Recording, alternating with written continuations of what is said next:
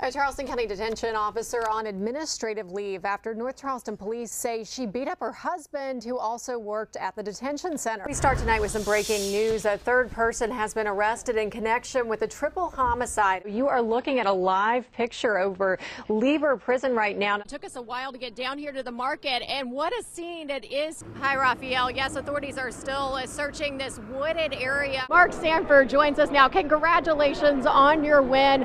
Tell me, how does it feel to have a second chance? It reminded me a little bit of Hans and Franz. Remember those two characters? Yes. Was Dana Carvey. Who was that? Dana Carvey and it's been a while, but Kevin Nealon. Yeah. You're dating yourself, Brad. I know. Well, what can I say? Night after night, a mother and daughter share this small tent. As we talk, she lets me hold her little girl. She's tired. He went from a practice of 3,000 patients to 425. I don't know if I want to see my face early in the morning, you know, before all this happens. What are you talking about, Kate? It's not a pretty sight. Ask my cat. Another check. This woman could never imagine what she'd find sitting next to her storage unit at Cypress Cove Apartments. This is horrific to me. It horrifies me. These pictures show the boxes of old leasing agreements from Cypress Cove Apartments tossed outside the complex's storage unit area. The boxes were full of Social Security numbers, credit reports, W-2 forms, phone numbers, and addresses from previous residents. Police Corporal tells me this is an identity thief's dream come true. They can clean out bank accounts. They can get these phony ID cards made up. They can get phony credit cards made up, charge a lot to your account. And the bad thing about it is you really don't know what's going on until you get your bank statement. It's just very troublesome. Yeah, we want these people protected. These were past residents that lived here on this property. A spokesperson for the complex says the boxes were left out in broad daylight by mistake. A resident leased a unit and not knowing what the boxes were, placed the boxes outside the unit so they could store their goods. A police report filed by the complex's management shows that resident told the apartment staff movers put the boxes in a trash pile.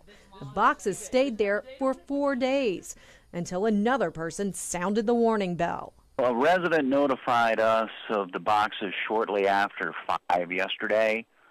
We stationed a staff member there immediately and had the boxes placed in secure storage by 6 p.m. What's considered safe storage for these sensitive leasing agreements? According to the South Carolina Department of Consumer Affairs, there isn't any standard for apartment complexes statewide. On top of that, when renters move out, they can't get their personal information back immediately. The law requires complexes to keep it on file for at least 5 years. As we found out, a lot can happen during that time. I don't want this to fall into the wrong hands. New tonight, family and friends of a South Carolina couple murdered in the Caribbean are on their way home. Earlier this week, they traveled to St. Martin for the trial of 3 men accused of murdering Mike and Thelma King. Now that the trial portion of the case is concluded, today they took some time to remember why the Kings fell in love with that island. Our Kiki Collins went along with them. We put Mike's signature on. Oh, precious. It's on all the bottles. My precious boy.